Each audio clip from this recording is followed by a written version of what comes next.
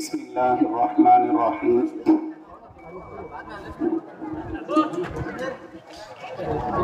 الحمد للہ رب العالمین والصلاة والسلام علی سید الانبیاء والمرسلین اما بعد اعوذ باللہ من الشیطان الرجیم بسم اللہ الرحمن الرحیم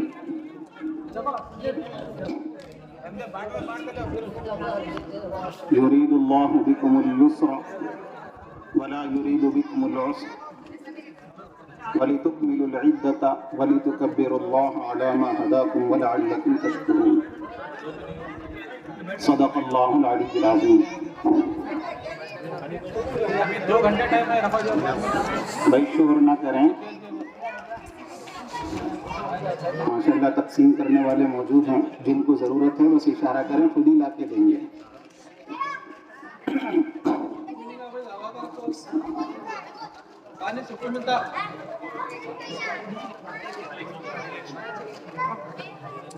الحمدللہ آج ہمارا یہاں پر جو جمع ہونا ہوا ہے وہ 1 مہینے کی عبادتوں کے بعد ہوا، 1 مہینے کی مشقتوں کے بعد ہوا. پورے مہینے کے روزے رکھنے کے بعد، تراویح پڑھنے کے بعد اور متنوع قسم کی عبادتیں کرنے کے بعد، تلاوت قرآن مجید، صدقات و خیرات کا اہتمام یا اس طرح کے دیگر بہت سے نیک کام، ان نیک کاموں کے کرنے کے بعد آج ہمارا عیدگاہ میں جمع ہونا ہوا ہے. اور مقصد کیا ہے؟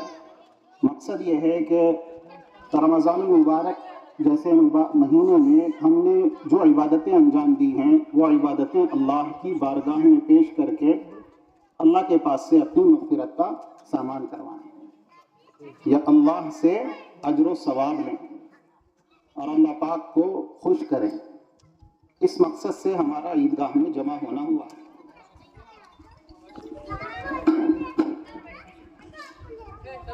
ہم مسلمانوں کی عید دوسری قوموں سے بہت نرالی ہے. دنیا میں جتنی قومیں ہیں یہ ساری قومیں خوشی مناتی ہیں، تو کس بات پہ خوشی مناتی ہیں؟ دنیا کی چیزوں پر خوشی مناتی ہیں. اچھا سا گھر بنا لیا، خوش ہو گئے. اچھا سا مکان بنا لیا، خوش ہو گئے. یا بہت زیادہ پیسے جمع کر لیے، بینک بیلنس جمع کر لیا، خوش ہو گئے. دنیا کی چیزوں کو جمع کرنے کے بعد وہ لوگ خوش ہوتے ہیں.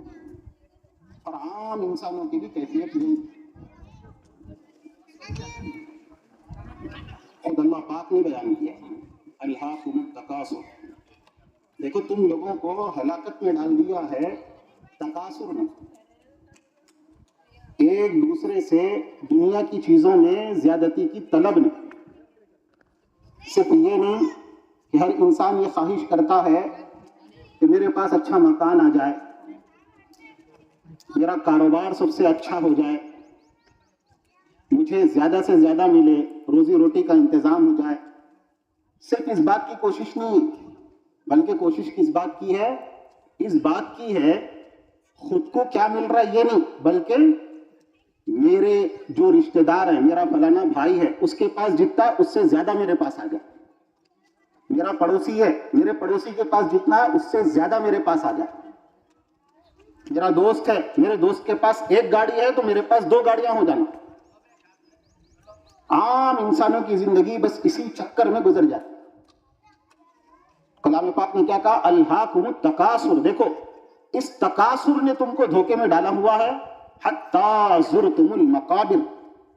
اور یہ دھوکہ کب ختم ہوتا ہے؟ ختم ہوتا ہی نہیں یہاں تک کہ تم قبرستان پہنچ جاتے ہو. قبرستان میں پہنچنے تک بھی یہ دنیا کو چھوڑتے نہیں، اور یہ دنیا کی ریس میں لگ کر کے غفلت کی زندگی گزار کے اپنی آخرت کو تباہ کر کے قبرستان تک پہنچ جاتے ہیں. پھر اللہ پاک نے کیا کہا؟ کلا سوف تعلمون. دیکھو تمہاری یہ جو روش ہے یہ روش بہت خطرناک روش ہے. ان قریب تم جان لو گے کہ تم لوگ جن چیزوں میں پڑے ہوئے ہو یہ کوئی نفع دینے والی چیزیں نہیں ہیں, اس کا کوئی زیادہ بڑا فائدہ نہیں ہے, کیونکہ دنیا میں جو آیا ہے وہ رہنے کے لیے تو آیا نہیں, سب ختم ہو کے, سب فنا ہو کر کے ختم ہو جائیں گے. ہر چیز کو فنا ہونا ہے سوائے اللہ کی ذات. وَيَبْقَىٰ وَجْهُ رَبِّكَ ذُو الْجَلَالِ وَالْإِكْرَامِ. بس اللہ کی ہستی ہے جو قائم رہے گی, جو ہمیشہ باقی رہے گی. اللہ کے علاوہ جو کچھ ہے سب کچھ فنا ہوگا, سب کچھ ختم ہوگا. ختم ہونے والی چیزوں پر فوکس کر کے, ختم ہونے والی چیزوں پر محنت کر کے تم خوش ہو رہے ہو اور یہ سمجھ رہے ہو کہ تم کامیاب ہو, یہ دھوکہ ہے. اور ایک مرتبہ نہیں کہا, کیا کہا؟ کَلَّا سَوْفَ تَعْلَمُونَ ثُمَّ کَلَّا سَوْفَ تَعْلَمُونَ. پھر تم ان قریب جان لو گے, یقیناً تم جان لو گے کہ کتنے بڑے دھوکے میں تم کیا ہوئے کہ زندگی گزارے. یہ بہت بڑا دھوکہ ہے. اور اصل کام کیا ہے؟ اللہ پاک نے جو لگایا ہے کس کام میں لگایا؟ خوشی منانا ہو اے مسلمانوں تو خوشی مناؤ. کیسی چیز پر؟ اگر اللہ کی عبادت کی تمہیں توفیق ملی, روزوں کی توفیق مل گئی, نمازوں کی توفیق مل گئی, تلاوت قرآن کی توفیق مل گئی, یہ ختم ہونے والی چیزیں نہیں ہیں. مرو گے تو مرنے کے بعد مال یہیں چھوڑ کے جاؤ گے, مکان یہیں چھوڑ کے جاؤ گے, رشتہ داروں کو, اولاد کو, سب کو, ہر ایک کو یہیں چھوڑ کے جاؤ گے. اور کیسے آؤ گے اللہ کے یہاں؟ فردا وَيَأْتِينَا فردا. ہمارے پاس جو بھی آئے گا تنہا آئے گا. جو کچھ اللہ نے اس کو آزمائش کے لیے دیا ہے وہ سب کچھ اللہ پاک اس سے لے لیں گے, لے کر کے تنے تنہا ہر چیز سے کاٹ کر کے اس کو کیا کریں گے؟ اپنے پاس بلائیں گے. جو جائے گا ہر چیز کو چھوڑ کے جائے گا, لیکن کیا چیزیں نہیں چھوٹیں گی؟ یہ عبادتیں نہیں چھوٹیں گی. اگر یہاں سے جائیں گے, قبرستان بھی جائیں گے, تو قبرستان میں ساتھ آنے والی چیز روپیہ پیسہ نہیں. یہ جتنے مکانات ہم بنا رہے ہیں, جتنی بلڈنگیں اور جتنے منزلیں ہم تعمیر کر رہے ہیں یا جو کچھ کر رہے ہیں, یہ قبر کے گھڑے میں آنے والے ساتھ میں نہیں ہے. قبر کے گھڑے میں کوئی چیز آئے گی, اللہ کے لیے جو کام تم نے کیا ہوگا وہ آئے. اس لیے اگر خوشی منانا ہو, خوشی مناؤ عبادتوں پر, کہ اللہ نے ہمیں عبادتوں کی توفیق نصیب فرمائی, خوشی منا. ایک مہینہ مشقت کروائی, مشقت کروا کر کے عید منانے کا حکم دیا اور بتلا دیا کہ دیکھو اے مسلمانوں, تمہاری خوشی نان مسلموں کی طرح روپیے پیسے سے وابستہ نہیں ہے, فانی چیزوں, ختم ہونے والی چیزوں سے وابستہ نہیں ہے. اگر یہ چیزیں تم اکٹھا کر کے یہ سمجھ رہے ہو کہ تم کامیاب ہو, بڑے دھوکے میں ہیں. بار بار کہا اللہ پاک نے, کَلَّا سَوْفَ تَعْلَمُونَ ثُمَّ کَلَّا سَوْفَ تَعْلَمُونَ. ان قریب جان لو گے کتنا بڑا دھوکہ تم کو لگا ہوا. یہ تو امتحان کے لیے اللہ نے زندگی دی ہے. اب دیکھیے ہمارے اپنے گاؤں میں حال ہی میں 2 جنازے اٹھے ہیں. ہاں, یہ لوگ تو گئے, لیکن ہمیں بھی کیا کرنا ہے؟ ایک دن ہمارا بھی جنازہ اٹھے گا. کون ایسا ہے جو جائے گا نہیں؟ ہر ایک کو جانا ہے, کوئی رہنے کے لیے نہیں آیا. تو یہ فانی چیزوں سے دل لگانا, فانی چیزوں میں وقت ضائع کرنا, یہ غفلت کی زندگی گزارنا ہے. تو اب اس موقع پر کرنے کا کام کیا ہے؟ بس کرنے کا کام یہ ہے کہ اللہ پاک نے جو توفیق عطا فرما دی نا رمضان المبارک میں عبادتوں کے کرنے کی, تو اس پر اللہ پاک کے یہاں شکر بجا لانا. اور اللہ پاک کے یہاں جو اللہ پاک نے توفیق دی ہے عبادتوں کی, ان عبادتوں کو اللہ کے سامنے پیش کرنا. اور اپنی عبادتوں کی ناقدری نہیں کرنا. اپنی عبادتوں کی ناقدری کیا ہے؟ شیطان کرواتا ہے. کیا پٹی پڑھاتا ہے؟ یہ کہتا ہے کہ دیکھو بھائی ٹھیک ہے, تم نے رمضان بھر روزے رکھے, تراویح تم نے پڑھی, لیکن خود ہی اپنے آپ سے پوچھو کیا تم نے روزہ رکھا؟ روزے بھی رکھے, ساتھ میں بہت سے گناہ کے کام بھی تم نے کیے. کیا تمہارے روزے قبولیت کے لائق ہیں؟ کیا تمہارے روزے قبول ہو جائیں گے؟ تم نے جو تراویح پڑھی ہے تو پتہ نہیں کتنی کوتاہیوں کے ساتھ پڑھی ہے, کبھی پڑھی کبھی نہیں پڑھی, کبھی کبھی چھوڑ بھی دیا. یا یہ کہ تراویح پڑھی جیسے اہتمام کے ساتھ پڑھنا تھا نہیں پڑھی. تو تم جو تراویح پڑھے ہو, جو تم روزے رکھے ہو, تو اس سے تمہیں کیا ملے گا؟ یہ اپنے اعمال کی ناقدری کرنا ہے. یہ شیطان ہمیں دھوکے میں ڈال رہا ہے. ہم یہ کہنا کہ اے اللہ اگر آپ کو ہمیں کچھ دینا نہ ہوتا تو عبادتوں کی توفیق بھی نہیں دیتے. کتنے بدبخت اور بد نصیب ایسے ہوتے ہیں کہ رمضان ان کی زندگیوں میں آتا ہے, گزر جاتا ہے, کوئی فرق نہیں پڑتا ان کی زندگی میں, لائف اسٹائل میں کوئی چینجز نہیں آتے. وہ جو ریسنگ میں ہے نا, تکاثر میں, وہ جو مال کمانے میں لگے ہوئے ہیں, رمضان کے آنے سے پہلے بھی جیسا کاروبار میں پورا زور لگا ہوا تھا, رمضان آ گیا, رمضان کے آنے کے بعد بھی اللہ کی طرف رجوع کی توفیق نہیں ہوگی. جیسے پہلے روٹنگ تھی ویسے ہی بعد میں بھی روٹنگ, نہ روزہ رکھنے کی فکر ہے. بہت سے بد نصیب ایسے ہیں مسلمان ہونے کے باوجود ان کو روزہ رکھنے کی توفیق نہیں ہوتی, رکھتے بھی نہیں, کوئی امپورٹنس نہیں, کوئی اہمیت نہیں. لیکن ہم تو ایسے گئے گزرے نہیں ہیں. اللہ پاک نے ہمیں تو توفیق نصیب فرما دی, کچھ تو ہم نے عبادتیں کی ہیں. اتنے زیادہ محروم اور بد نصیب تو نہیں ہے کہ رمضان کا مہینہ آیا اس کے باوجود بھی ہم کیا رہے کہ دنیا میں غفلت میں لت پت پڑے رہے. نہیں, ہماری یہ کیفیت تو نہیں ہوئی. کچھ تو رکھا نا, تو اللہ کے سامنے یہی کہیں کہ اللہ تیری توفیق سے ہم نے کچھ تو عبادتیں کی. جو عبادتیں ہم نے کی ہے ہم اس کی ناقدری نہیں کرتے. ہمارے پاس بس یہی ہے, جو کچھ ہے سپردم بتو مایہ خیشرا, وہی ہم تیرے سامنے پیش کریں گے. اور پھر اکڑ بھی نہیں رہنا, گھمنڈ بھی نہیں رہنا, یہ کہنا کہ اے اللہ جو ہم تیرے سامنے پیش کر رہے ہیں وہ تیرے لائق بھی نہیں, وہ تیری شائن شان بھی نہیں, اس میں کوتاہیاں ہیں. ہم استغفار کرتے ہیں, ہم کیا کرتے ہیں کہ اس پر مغفرت طلب کرتے ہیں, ہم معافی چاہتے ہیں. تیری شائن شان اور تیرے لائق جیسا کرنا چاہیے تھا ویسا نہیں کیا. اگر کوئی گھمنڈی ایسا ہو وہ یہ کہنے لگے کہ دیکھو پورا رمضان گزر گیا, ایک روزہ بھی میں نہیں چھوڑا, ایک تراویح بھی میں نے نہیں چھوڑی, بہت اہتمام کیا, جب اہتمام کیا تو میرا حق بنتا ہے کہ اللہ مجھے ضرور نوازے ہی نوازے. اگر اللہ مجھے نہیں نوازیں گے, نہیں دیں گے تو وہ ظلم کر رہے ہیں. تو یاد رکھو اللہ پر کوئی چیز لازم نہیں ہوتی. اللہ کے سامنے اکڑ نہیں, اللہ کے سامنے عاجزی. یہ گھمنڈی کا ذہن ہوتا ہے کہ میں نے جب کیا ہے تو وہ ڈیمانڈ کر رہا ہے کہ مجھے کیا چاہیے, اس کا معاوضہ چاہیے. اگر اللہ پاک تولنا چاہے, بتانا چاہے, ہمارے اعمال کے اندر کھوٹ نکال کے دکھانا چاہے تو پھر ہمارے پاس کچھ بھی بچے گا نہیں. اللہ کے سامنے عاجزی کرنا چاہیے, یہ کہنا چاہیے اے اللہ جو کچھ کیا تیری توفیق سے کیا, اور ہم مانتے ہیں کہ اس میں بہت کوتاہیاں ہیں, تیری شان شان نہیں. اب دیکھو کتنے انبیاء ہیں, نبیوں نے بھی یہ دعویٰ نہیں کیا. جناب نبی کریم حضرت محمد مصطفیٰ صلی اللہ علیہ وسلم بکثرت استغفار کیا کرتے تھے. جب پوچھا جاتا کہ اے اللہ کے نبی آپ سے تو کوئی گناہ ہوتا ہی نہیں, آپ تو معصوم ہیں, اور آپ کا مقام تو اتنا بلند اتنا والا, بعد از خدا بزرگ, تو یہ قصہ مختصر, اللہ کے بعد کسی کا اتنا اونچا مقام ہے ہی نہیں. کتنے پاک باز ہوں گے, کتنے سچے ہوں گے, اور کتنے اچھے آپ نے کام کیے ہوں گے, تو آپ نے تو گناہ کیا ہی نہیں. تو استغفار کس چیز پہ, استغفار کیوں کر رہے ہیں, معافی کیوں مانگ رہے ہیں؟ جب اللہ کے نبی سے نافرمانی ہوئی ہی نہیں تو اللہ کے نبی نے استغفار کیوں کیا؟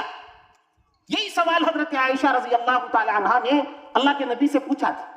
کہا تھا کہ اللہ کے نبی آپ کا تو سب کچھ اللہ پاک نے پہلے ہی کہہ دیا ہے کہ سب معاف ہے, پھر آپ اس قدر کیوں محنت کرتے ہیں, اتنا مجاہدہ کیوں کرتے ہیں؟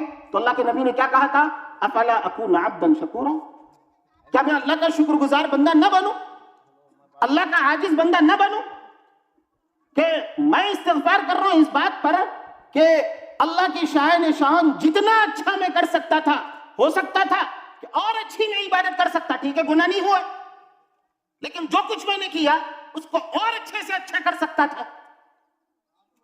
تو میں کیا کرتا ہوں, استغفار کرتا کہ اللہ تیری شائن شان جیسا کرنا چاہیے تھا ویسا ہو سکتا کہ میں نے نہیں کیا.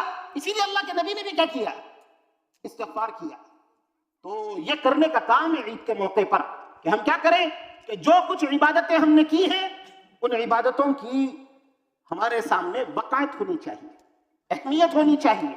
جو کچھ کروایا اللہ نے کروایا. ہم کہتے ہیں نا لا حول ولا قوت الا باللہ. دیکھو نیکی کی توفیق بھی اللہ کی مدد کے بغیر نہیں ملتی. کوئی 1000 بار چاہے کہ میں پکا نمازی بنوں, لیکن اللہ کی جب تک توفیق نہیں ملتی ایک آدھ نماز چھوٹتے رہتی.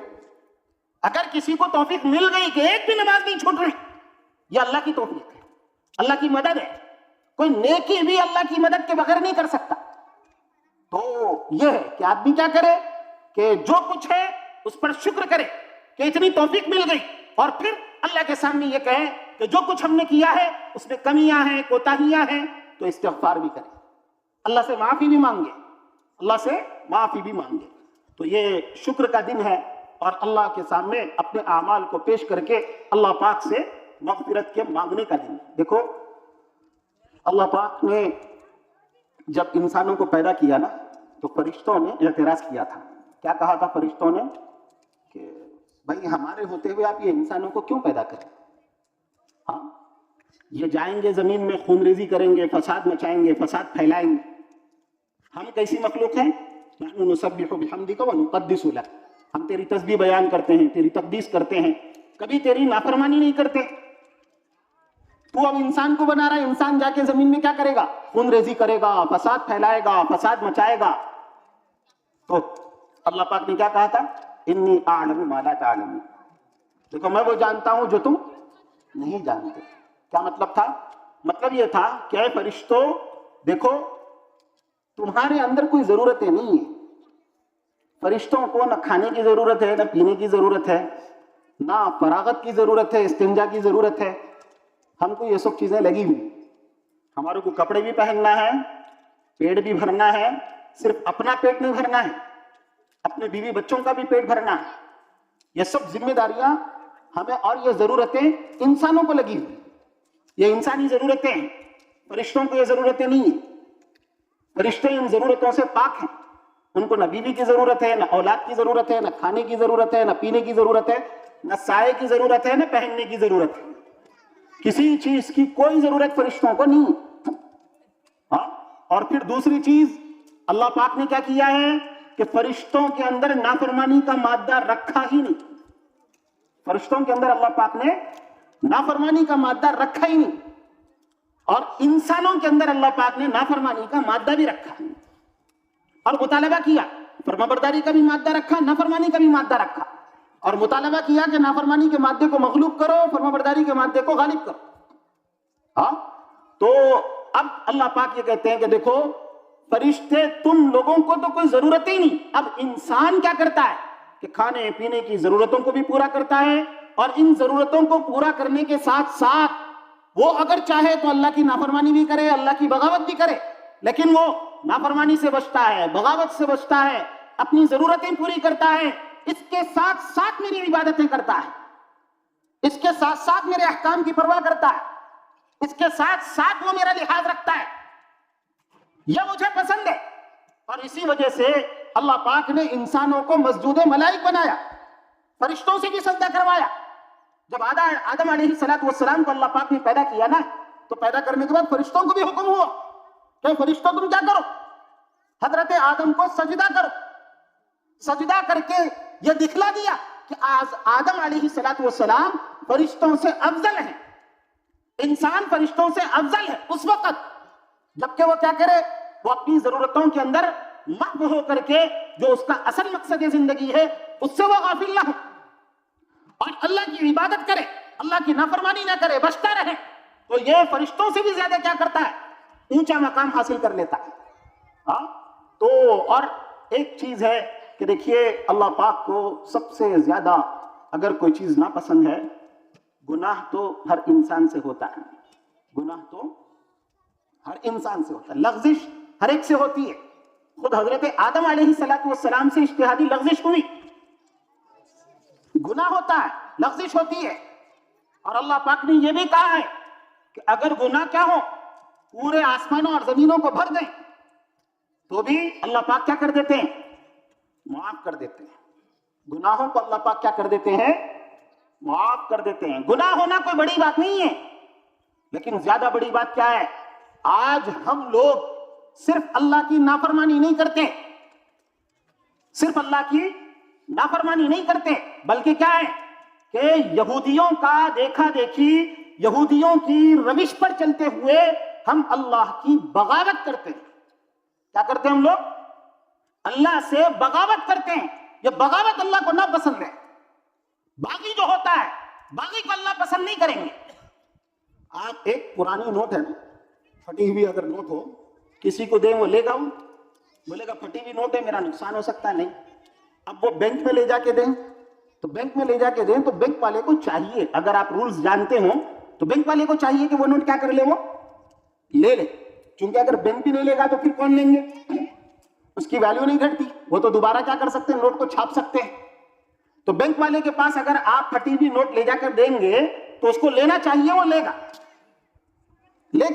لیکن اگر کیا کریں آپ, پھٹی ہوئی نوٹ بینک والے کے پاس لے جا کر کے نہ دیں, بینک والے کے پاس جائیں, سامنے کھڑے ہو کر کے ایک نوٹ جیب میں سے نکال کے اس کے سامنے پھاڑ کے وہ پھٹی ہوئی نوٹ بینک والے کو دیں, لے گا وہ نوٹ. وہ کیا کہے گا, اگر پھٹی ہوئی نوٹ تھی لا کے دیتا تو بات الگ تھی, میرے سامنے کیا کر رہا ہے, تو نوٹ کو پھاڑ رہا ہے, مجھے چیلنج کر رہا ہے. یہ مکاری ہے, اور یہ مکاری یہودیوں نے کی ہے, اور اللہ کے نبی نے کہا تھا لَتَتَّبِعُنَّ سُنَنَ مَن قَبْلَكُمْ, دیکھو تم لوگ اپنے پہلے لوگوں کی سی روش اختیار کرو گے. یہودیوں نے کیا کیا تھا, انبیاء آئے ان کے پاس اور اللہ کی کتابیں اتری اور اللہ پاک کے احکامات ان کے سامنے آئے, لیکن ان لوگوں نے کیا کیا, ان کے رگو ریشے میں یہ دنیا اتر گئی تھی, دنیا.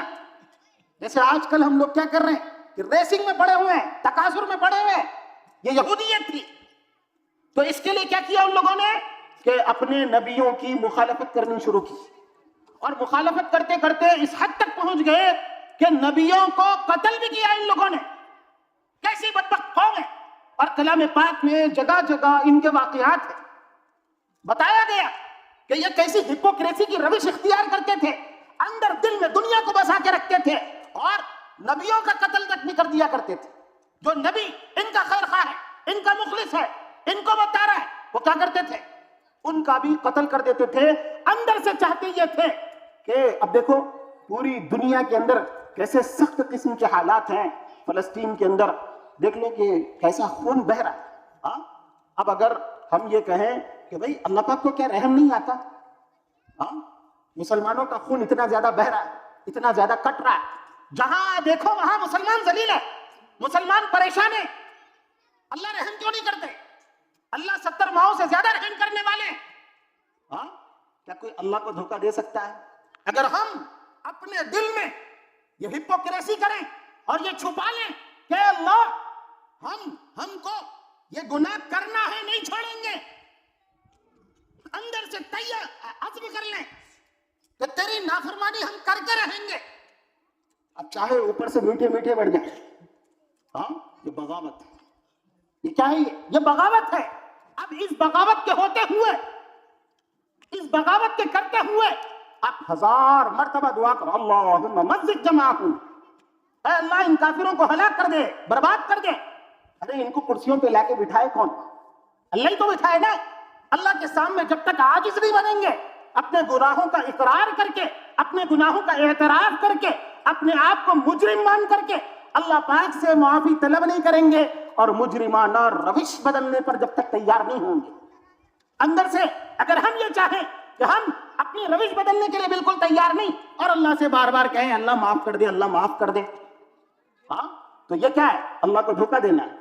اللہ خوب جانتے ہیں, اللہ دلوں کے احوال سے واقف ہے کہ کون ہے جس کے دل میں میں ہوں, اور کون ہے جو کیا ہے کہ باغی ہے, اور کون ہے جو گنہگار ہے. حضرات صحابہ کرام سے بھی گناہ ہوتا تھا, لیکن کلام پاک کیا کہتا, یعملون السوء بجہالۃ, اللہ کی نافرمانی ہوتی تھی, نادانی سے ہوتی تھی, نہ چاہ کر کے ہوتی تھی, یا ہو جاتی تھی تو وہ گویا اندر سے وہ گناہوں کے اوپر ان کا اصرار نہیں ہوتا تھا. تو یہ چیز ہے کہ آج اگر ہم توبہ کریں, بغاوت سے توبہ کریں, ہم چاہیں کہ ہم اخلاص کے ساتھ اللہ کو اپنا خالق مانتے ہیں, اللہ کو اپنا مالک مانتے ہیں. کتنی مرتبہ اذانوں میں ہم کیا کرتے ہیں, یرید اللہ بکم اليسر ولا یرید بکم العسر ولتکملوا العدۃ. اللہ تو یہ کہتے ہیں کہ دیکھو تم کیا کرو کہ یہ گنتی پوری کر لو, روزوں کی جو گنتی تم نے پوری کر لی ہے نا, بس یہ گنتی پوری کر لو, اتنا بھی تم نے کر لیا تو کافی. اللہ تم سے آسانی کے طلبگار ہے. اللہ پاک نے بہت سی سہولتیں دی ہیں. کوئی بیمار ہو, روزہ نہیں رکھ سکتا, تو اللہ نے کہا کہ وہ کیا کرے کہ فدیہ ادا کریں, اور پھر اللہ پاک نے کیا کہا؟ کوئی بیمار ہے، عارضی طور پر بیمار ہے، دائمی بیماری نہیں، تو وہ کیا کرے کہ اس وقت قضا کرے، بعد میں رکھے روزہ، اس وقت چھوڑ دے، بعد میں رکھے۔ کوئی سفر پر ہے تو اللہ پاک نے کہا سفر پر ہے روزہ چھوڑنے کی اجازت ہے، فعدۃ من ایام اخر۔ پھر اس کے بعد جب رمضان کے بعد دن ملیں گے تو ان دنوں میں کیا کرنا؟ روزہ رکھنا۔ ایسی کچھ سہولتیں دی، سہولتیں دے کر کے اللہ پاک نے کہا یرید اللہ بکم الیسر، اللہ تمہارے ساتھ آسانی چاہتے ہیں۔ جو چیز تم سے ہو نہیں سکتی اللہ کیا کر رہے ہیں؟ معاف کر رہے ہیں، تمہیں اجازت دے رہے ہیں، تمہیں چھوٹ دے رہے ہیں کہ بیمار بھی ہے روزہ بھی رکھو۔ کیسے ہوگا؟ ٹھیک ہے چلو روزہ بعد میں رکھو، ہاں، اور سفر پر ہو روزہ رکھنے میں پریشانی ہوتی ہو تو ٹھیک ہے بعد میں رکھو، ہاں۔ اللہ چاہتے یہ ہیں کہ تم لوگ گنتی پوری کر لو، وَلِتُكْمِلُوا الْعِدَّةَ وَلِتُكَبِّرُوا اللَّهَ، اور اللہ چاہتے یہ ہیں کہ عید کا دن جب آئے تو تم اللہ کی کبریائی بیان کرو، ہاں۔ کتنی مرتبہ اذانیں دی جاتی ہیں، کتنی مرتبہ ہم اذان کا جواب دیتے ہیں، غور کریں کیا الفاظ ہوتے ہیں۔ مؤذن کہتا ہے اللہ اکبر اللہ اکبر اللہ اکبر اللہ اکبر، جواب میں کیا کہتے ہیں ہم؟ اللہ اکبر اللہ اکبر اللہ اکبر اللہ، یہی کہتے ہیں کہ نہیں کہتے ہیں؟ نمازیں پڑھتے ہیں، نمازوں میں جیسی حالت بدلے گی تکبیر آئے گی، شروع ہوتی ہے اللہ اکبر، رکوع میں جا رہے ہیں اللہ اکبر، ہاں، سجدے میں جا رہے ہیں اللہ اکبر، سجدے سے اٹھ رہے ہیں اللہ اکبر۔ کتنی مرتبہ اللہ پاک ہم سے یہ کلمہ نکال رہے ہیں، نکال کے یہ یقین دل میں بٹھانا چاہتے ہیں، اے لوگو سب سے بڑی اگر کوئی ذات ہے تو وہ کس کی ذات ہے؟ اللہ کی ذات ہے۔ یہ کبریائی دل میں بٹھاؤ اور غلامی کرو تو اسی جو سب سے زیادہ سپریم پاور ہے، اللہ سے زیادہ بڑا کوئی ہے نہیں۔ جب یہ بات ہم زبانوں سے کہتے ہیں، نمازوں میں پڑھتے ہیں، تو اب ہونا کیا چاہیے کہ اب کیا ہو کہ اللہ کی بڑائی ہمارے دل میں اترے، ہاں، اور ہر ایک کے مقابلے میں اللہ کی بڑائی آئے، رشتہ داروں کے مقابلے میں، ماں باپ کے مقابلے میں، مالداروں کے مقابلے میں، ہر ایک کے مقابلے میں کس کی بڑائی دل میں اترنی چاہیے؟ اللہ کی بڑائی دل میں اترنی چاہیے۔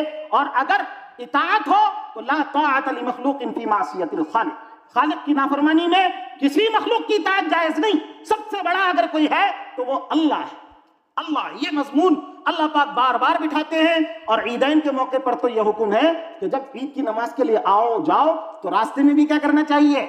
اللہ اکبر لا الہ الا اللہ واللہ اکبر اللہ اکبر وللہ الحمد۔ عید الفطر میں آہستہ آواز میں پڑھنا چاہیے۔ عید الاضحیٰ میں تو اللہ پاک یہ چاہتے ہیں کہ آتے جاتے ہوئے زور سے پڑھو یہ تکبیر، زور سے پڑھو، پڑھتے ہوئے آؤ پڑھتے ہوئے جاؤ، یہ اللہ چاہتے ہیں۔ تو عید کے دن کرنے کا کام شکر ہے، استغفار ہے، اللہ کی کبریائی کا بیان ہے، دل میں اللہ کی کبریائی کو بٹھانا ہے، ہاں۔ تو یہ تین کام بہت اہم کرنے کے ہیں، اور چوتھا کام جو سب سے اہم ہے وہ دعا کرنے کا، اللہ سے مانگنے کا۔ چونکہ اب ہم آئے ہیں اللہ سے لینے کے لیے تو اللہ سے مانگے، اور مانگ کر کے اپنے لیے کچھ یہاں سے لے کر کے جائیں۔ تو یہ چار کام ہیں جو عید کے موقع پر کرنے کے ہیں۔ ویڈیو دے کے مسئلے، فطرے کے مسئلے وغیرہ بیان کرنا نہیں، ایسے ختم ہو گیا۔ دیکھو نصاب جو ہے دو نصاب ہوتے ہیں، ایک چھوٹا نصاب اور ایک بڑا نصاب۔ بڑا نصاب زکوٰۃ کا نصاب ہے، چھوٹا نصاب کس کا نصاب ہے؟ صدقہ فطر کا نصاب۔ بڑے نصاب میں 4 چیزیں آتی ہیں، چھوٹے نصاب میں 5 چیزیں آتی ہیں۔ وہی جو 4 چیزیں بڑے نصاب میں ہیں وہی 4 چیزیں چھوٹے نصاب میں بھی ہیں، لیکن چھوٹے نصاب میں ایک چیز اور کیا ہے؟ بڑھ کے ہے۔ تو کیا ہیں 4 چیزیں؟ روپیہ پیسہ، سونا چاندی، سونا چاندی، روپیہ سونا چاندی، مال تجارت۔ یہ 4 چیزیں اگر کسی کے پاس ہوں، آج کی قیمت کے اعتبار سے 70,000 روپے کے بقدر ضرورت سے زائد، ضروریات زندگی، کھانے پینے میں، روزمرہ کے استعمال میں جتنا خرچ آتا ہے وہ ہٹا کر کے کسی کے پاس یہ 4 چیزیں، 4 چیزوں میں سے کوئی ایک یا مکس کر کے یا کسی بھی طرح 70,000 کے برابر کوئی یہ 4 چیزوں میں سے کچھ ہے تو اس پہ کیا لازم ہو جاتی ہے؟ زکوٰۃ لازم ہو جاتی ہے۔ البتہ زکوٰۃ کے لازم ہونے کے بعد حولان حول ضروری ہوتا ہے، اب میں اس کو بیان نہیں کرتا، لمبا ہو جائے گا معاملہ۔ اور صدقہ فطر کے لازم ہونے کے لیے کیا کہ یہی 4 چیزوں میں سے کوئی ایک چیز ہے تو بھی صدقہ فطر لازم ہوتا، لیکن صدقہ فطر ایک اور چیز پہ بھی لازم ہوتا۔ पांचवी चीज, वो पांचवी चीज क्या है? पांचवी चीज है जरूरत से जायद सामान। जरूरत से जायद साल भर में जो कभी भी इस्तेमाल में नहीं आता, पूरा साल गुजर जाता, कभी भी उस सामान को इस्तेमाल में हम नहीं लाते। जरूरत से जायद कपड़े रखे हुए हैं कीमती कीमती, या जरूरत से जायद गाड़ियां हैं, या जरूरत से जायद प्लॉट है, कोई प्लॉट का मालिक है, करोड़ों की प्रॉपर्टी हो, ज़कात लाजिम नहीं होती। अगर उसके पास इन चार चीजों में से कोई एक चीज 70,000 के बराबर नहीं है, प्रॉपर्टी करोड़ों की है, तो माले नामी नहीं है, ज़कात लाजिम नहीं होती। बात समझ में आ रही है?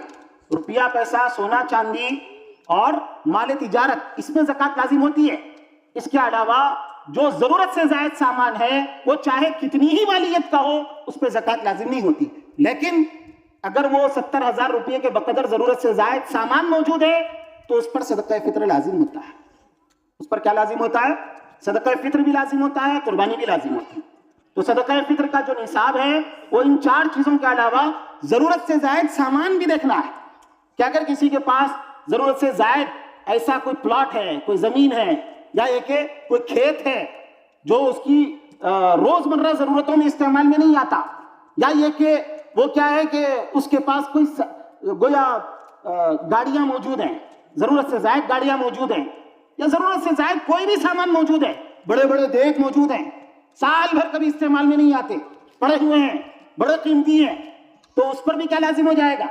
सदका फित्र लाजिम हो जाएगा। तो सदका फित्र का निसाब छोटा निसाब है, उसमें जरूरत से जायद सामान भी आता है, और ज़कात का निसाब बड़ा निसाब है जिसमें सिर्फ चार चीजें आती हैं, जरूरत से जायद सामान नहीं आता। तो जिस किसी के पास गोया 70,000 रुपये के बकदर रुपया हो, सोना हो, चांदी हो, माले तिजारत हो, या जरूरत से जायद सामान हो, तो उस पर सदका फित्र लाजिम है, उस पर सदका फित्र लाजिम। और सदका फित्र कितना है? तो सदका फित्र गेहूं के एतबार से अल्लाह के नबी सल्लल्लाहु अलैहि वसल्लम के जमाने में चार चीजों से अदा किया जाता था। अल्लाह के नबी सल्लल्लाहु अलैहि वसल्लम के जमाने में गेहूं बड़े बड़े मालदारों के पास रहता था, कॉमन नहीं था, गरीब लोगों के पास नहीं रहता था गेहूं, तो इसलिए अल्लाह के नबी सल्लल्लाहु अलैहि वसल्लम ने उसकी मिकदार कम रखी थी। ये कहा था आधा सा दो, आधा सा 1.25 किलो होता है। खजूर, किशमिश, जौ का बहुत इस्तेमाल था, खजूर तो वहां बहुत आम थी अल्लाह के नबी सल्लल्लाहु अलैहि वसल्लम के जमाने में। अल्लाह के नबी तो अल्लाह के नबी सल्लल्लाहु अलैहि वसल्लम ने कहा कि एक सा देना है, खजूर देना है, या जौ देना है, या किशमिश देना है, तो कितनी देना है? एक सा। एक सा आज के किलो के एतबार से कितना होता है? 3.5 किलो। 3.5 किलो का एक सा होता है, और आधा सा कितना होता है? 1.25 किलो। तो गेहूं से अगर अपना सदका फित्र निकालना हो तो 1.25 किलो गेहूं, और अगर खजूर से या किशमिश से या फिर जौ से अगर निकालना हो तो 3.5 किलो, या खुद दे, खजूर दे दें, किशमिश दे दें, या फिर इनकी कीमत दें। अब इनकी कीमतों में तफावत होता है, अगर वो गेहूं हो तो 80 रुपये बनते हैं, लेकिन खजूर हो तो 1200 के ऊपर कुछ जाता है, किशमिश हो तो 900 के ऊपर कुछ जाता है, जौ हो तो 250 रुपये कुछ बनते हैं। तो अब ये मुतनव्वे किस्म की है। अब ऐसा तनव्वो शरीयत में क्यों है? इसलिए है कि जब भी कोई फितरा निकाले ना, तो अपने माली स्टेटस का एतबार करें, खुद अपनी हालत देखें। ऐसा नहीं कि वो बहुत बड़ा मालदार है तो उसको गेहूं से नहीं देना चाहिए फितरा, बल्कि उसको क्या करना चाहिए? खजूर से देना चाहिए। जो 1200 के ऊपर एक फितरा जाता है तो उसको खजूर से देना चाहिए। कोई अगर मुतवस्सित दर्जे का मालदार है तो उसको जौ से देना चाहिए या किशमिश से देना चाहिए अपना फितरा। तो ये सदका फित्र है। सदका फित्र हर एक अपनी माली हैसियत के एतबार से निकाले। और सदका फित्र देखो, ये नाबालिग औलाद की तरफ से भी लाजिम होता है। नाबालिग औलाद के पास माल है तो खुद उनके माल में लाजिम होगा, नहीं तो बाप मालदार है तो बाप को चाहिए कि अपनी नाबालिग औलाद की तरफ से भी क्या करे? सदका फित्र निकाले। जबकि ज़कात नाबालिग पे लाजिम नहीं होती, लेकिन सदका फित्र नाबालिग के माल पे भी लाजिम होता है। तो सदका फित्र हर एक की तरफ से निकालना चाहिए। और कब निकालना चाहिए? ईद से पहले पहले निकालना चाहिए, यह सुन्नत तरीका। लेकिन अगर किसी ने अब तक नहीं निकाला तो वो वाजिब उसके जिम्मे से साकित नहीं होता, उसको जिंदगी भर वो वाजिब उसके लिए बाकी रहता है। अगर ईद से पहले निकालना तो सुन्नत है, सवाब ज्यादा मिलता है, लेकिन अगर अभी तक भी नहीं निकाले तो अभी भी निकालना चाहिए। ईद के दिन निकाल दें कम से कम, और अगर ईद के दिन भी किसी ने नहीं निकाला तो ईद के बाद निकालना चाहिए, लेकिन निकालना ही चाहिए। البتہ عید سے پہلے پہلے اگر نکالتے تو وہ طعمۃ للمساکین بھی ہو جاتا. بہت سے نادار غریب اور فقراء جو ہمارے بھائی ہیں, جو ہماری خوشیوں میں شریک نہیں رہ سکتے, تو اگر ہم ان کا عید سے پہلے تعاون کرتے تو وہ بھی کیا ہو جاتے, ہمارے ساتھ ہماری خوشیوں میں شریک ہو جاتے. تو کیا کرنا چاہیے, عید سے پہلے دینا چاہیے. لیکن اگر کوئی نہیں دے سکا تو بھی واجب اس کے ذمہ باقی رہتا ہے, وہ واجب دینے سے پہلے ادا نہیں ہوتا, مرنے سے پہلے پہلے کیا کرنا ہے, وہ ادا کرنا ہے. اللہ پاک کہنے سننے سے زیادہ سمجھنے کی توفیق نصیب فرمائے. عمل کریں.